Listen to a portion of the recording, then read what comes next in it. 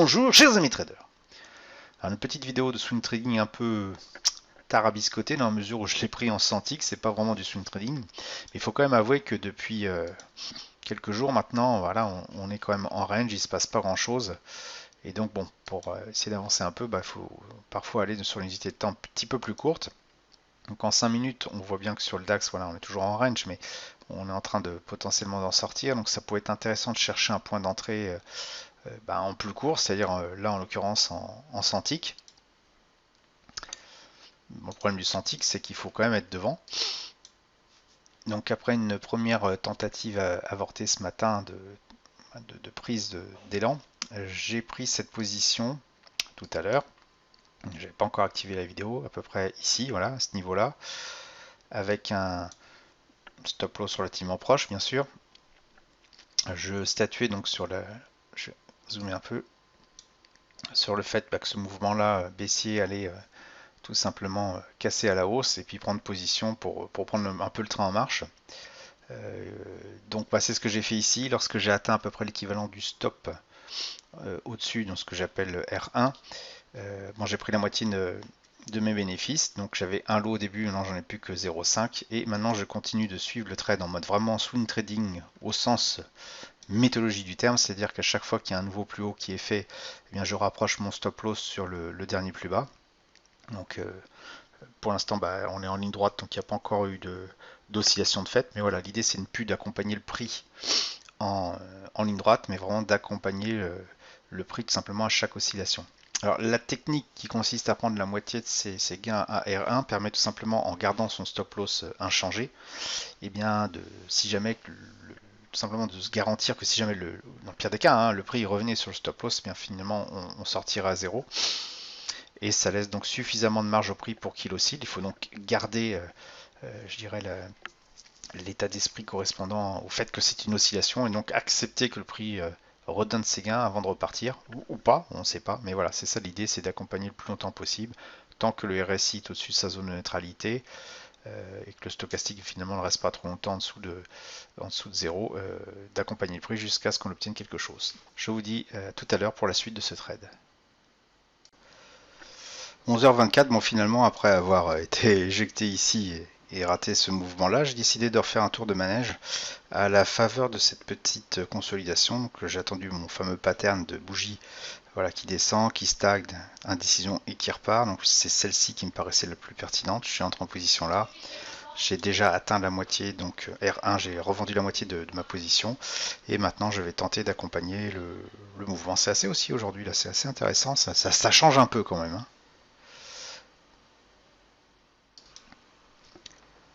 11h29, donc là en day trading classique, je serais déjà sorti de position, mais là je veux vraiment en swing trading, et dans mesure où je suis donc confortable pour l'instant en termes de bénéfices, je veux tout simplement attendre que cette consolidation se termine, reparte vers le haut, et dès que ça va arriver vers le haut, je rapprocherai mon stop loss en dessous de ce niveau-là, en espérant ne pas me faire avoir comme le coup d'avant et que le RSI casse juste avant de remonter en haut. Bon, à suivre.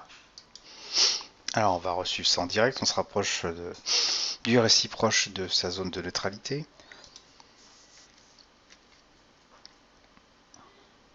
On a quand même un beau mouvement baissier de correction. Maintenant on sait que voilà, la dernière zone de neutralité où on s'est fait avoir était quand même relativement proche de 40. On sent que ça pousse bien vers le bas avant de repartir vers le haut. Et c'était assez amusant parce que d'ailleurs si je n'étais pas sorti ici, deux bougies après, c'était un très bon point d'entrée ici là pour rajouter au pot, moyenner à la hausse en gardant notre position initiale. Mais bon, c'est le jeu. Donc là, on va voir si je vais pouvoir moyenner. La baisse me paraît assez conséquente quand même. J'ai peur qu'on qu'on rejoue le scénario juste avant, de redonner une bonne partie de ses gains, voire même repasser en perte pour la deuxième partie de ce qu'on ferait jamais en scalping, hein. Mais bon, le swing trading est un état d'esprit complètement différent. On vise le long terme, on voit le serpent qui oscille pour aller tout droit. Et donc on ne se prend pas la tête de ces mouvements latéraux, on reste focus sur ce que moi j'appelle les petites boîtes, hein, sur ce type de mouvement là. Bon là c'est un peu large quand même, hein. Je garde l'idée que le trait est dans ce sens là, même si je n'en suis pas sûr. Vous voyez là typiquement on a un rebond, qu'est-ce que ça va donner? Alors je vais peut-être enlever le rectangle parce qu'on voit pas très bien.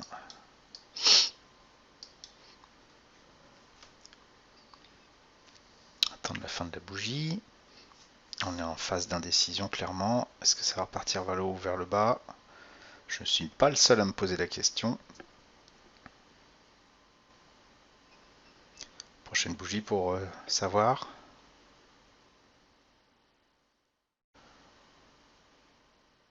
Vous voyez le côté psychologique d'avoir vendu la moitié de sa position ici, c'est que là on est au final en gain, hein. On a déjà à peu près 10 euros dans la poche, plus voilà une petite variation autour de 0. Dans tous les cas, on est confortable, on n'a pas trop à se prendre la tête, hein. Ce qui serait différent si on avait tout simplement tout gardé, parce que là on serait proche de 0 et avec une forte probabilité d'aller vers du négatif. Bon, ça se maintient.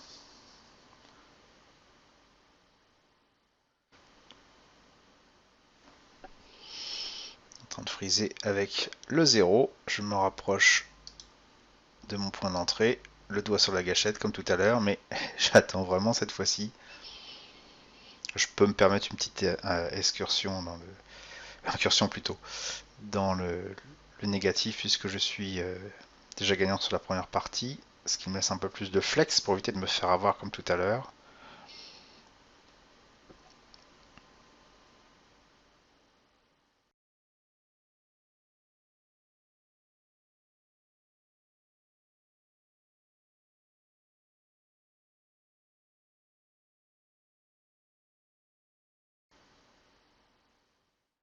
C'est encore bien indécis, hein.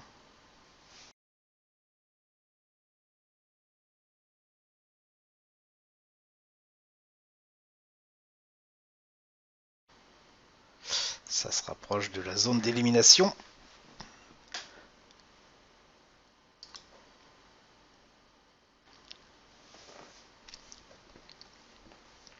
Va-t-on revoir le scénario de tout à l'heure, c'est-à-dire le fameux complot, j'appuie sur le bouton et ça repart en haut?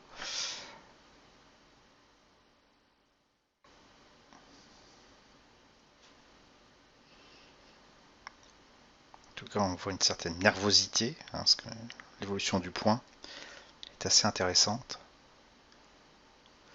Quelque chose qu'on ne voit pas dans les graphiques a posteriori. La décision totale. Lutte entre les acheteurs et les vendeurs. Le carnet d'ordre fume, même si on n'a pas vu qu'on est sur des CFD.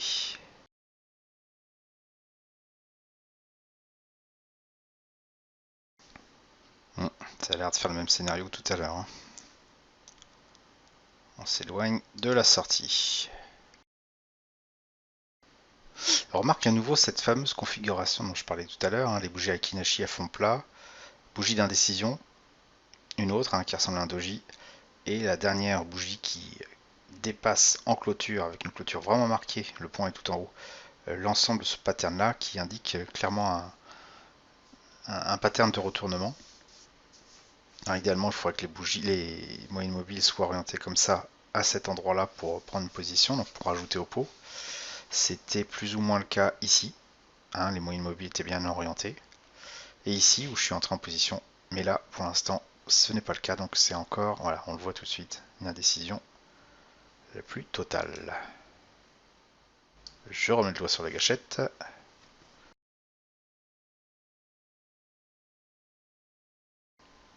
Je renlève le doigt de la gâchette.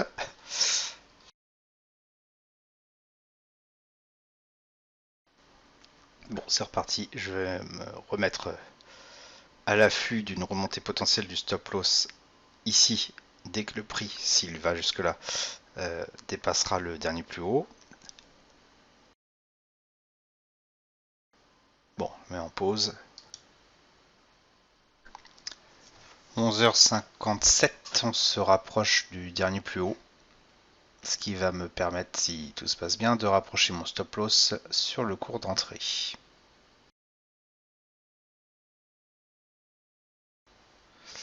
Dernier plus haut est ici. Ça va tergiverser.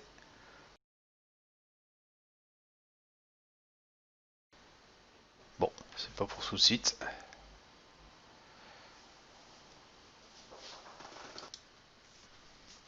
12h03, vous voyez pourquoi c'est épuisant pour les nerfs, hein, le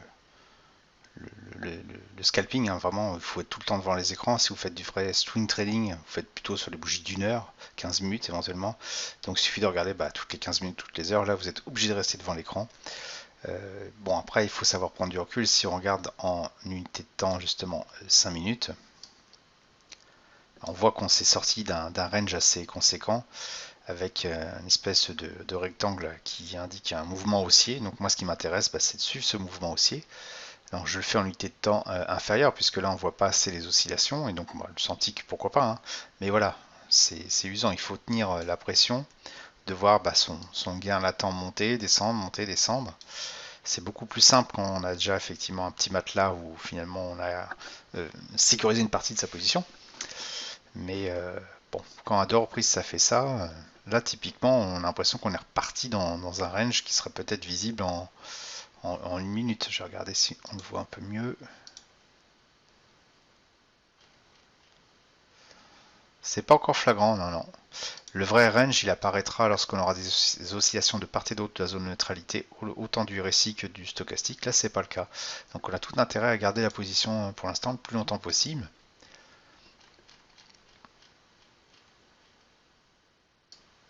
Et le plus longtemps possible, c'est jusqu'à invalidation ici de notre RSI. Et on s'en rapproche. Donc, je vais, comme tout à l'heure, me préparer à appuyer sur la gâchette. Et on va patienter.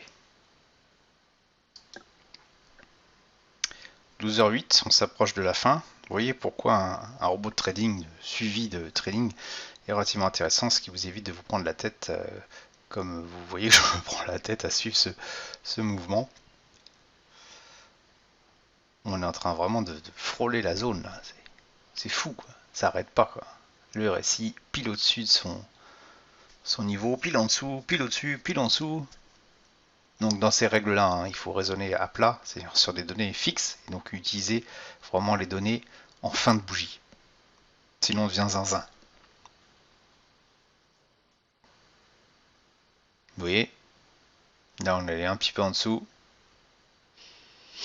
Ça a l'air de remonter. C'est un sport de haut niveau, hein.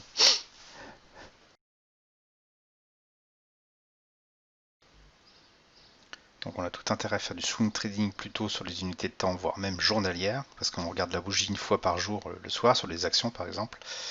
Et on va prendre 5 minutes pour regarder plutôt que d'être tout le temps devant l'écran, ce qui est complètement ingérable. Donc moi le scalping c'est pas trop mon truc, je préfère vraiment le swing trading, voire le day trading avec le stop loss suiveur activé en automatique. Mais bon, en ce moment les marchés ne font pas grand chose, donc on est bien obligé de, en tout cas pour faire des vidéos, de filmer ce qu'il y a de dispo.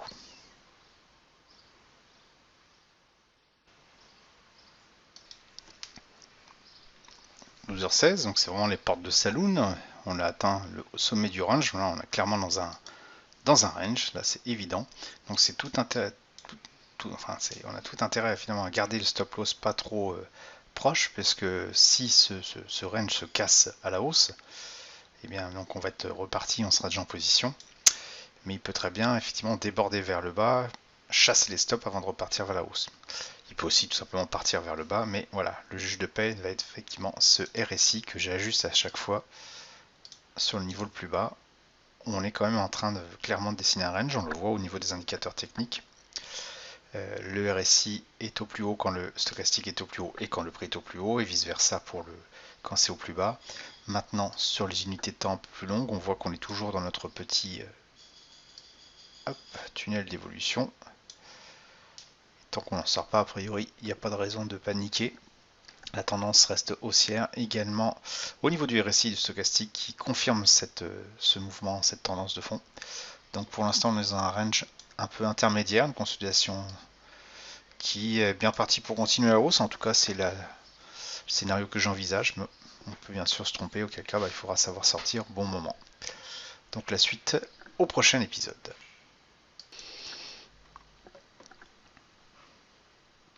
12h29.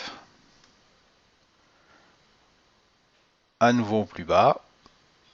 Bon là à droite c'était juste pour faire une idée, mais a priori elle n'est pas pertinente. Je m'apprête à sortir de position dès que le RSI, s'il le fait, casse. Sinon on sera certainement reparti pour un tour de manège en haut.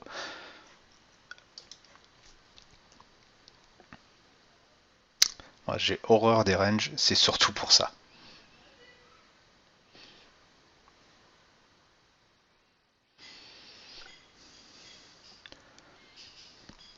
Ce qu'il faut, c'est vraiment avoir des conditions de sortie de position très claires. Si vous êtes en train de psychoter en vous disant « Ah bah là ça baisse, je perds de l'argent, je sors », et puis ça repart après, vous allez vous mordre les doigts, alors qu'en fait, un simple indicateur, le RSI en l'occurrence ici, justement vous indique, c'est son rôle, si vous devez sortir de position ou pas. Il y a invalidation des conditions d'entrée lorsque le RSI est en dessous de cette fameuse zone de neutralité, auquel cas on sort direct, point barre.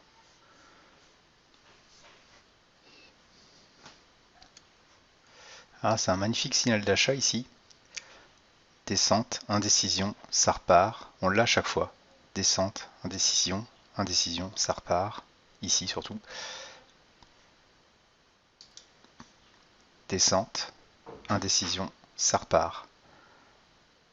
Descente, indécision, ça continue.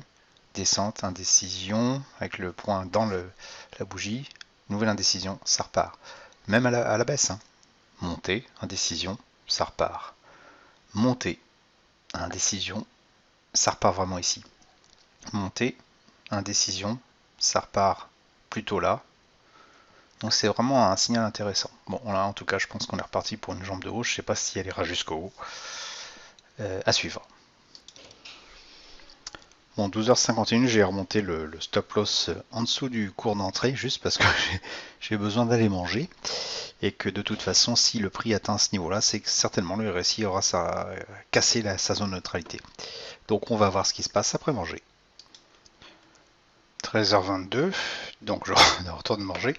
Le prix a bien dépassé l'ancien plus haut, donc j'ai bien fait de ramener le stop loss sur le cours d'entrée, donc on pourrait même le remonter un petit peu, enfin bon, on n'est pas à quelques euros près. Et il a réintégré le range, ce qui n'est pas forcément bon. Et est en train certainement peut-être de faire un pullback avant de repartir à la hausse ou de continuer sa stagnation. Donc pour l'instant on est bien positionné. Bon, je vais même le remonter pour d'un point de vue intellectuel, on puisse se dire, voilà, quoi qu'il arrive, je ne perdrai pas d'argent avec mon stop loss garanti. Et je laisse tout ce petit monde faire son petit bonhomme de chemin. 13h55, c'est là où on arrive vraiment dans le cœur de ce qu'est le vrai swing trading, à savoir, voilà, à chaque fois que j'ai un nouveau plus haut, ce qui est le cas ici, et bien je rapproche mon stop loss sous le dernier creux. Là, ça devient agréable. Et après, on attend jusqu'à la prochaine oscillation ou simplement si on est éjecté avant.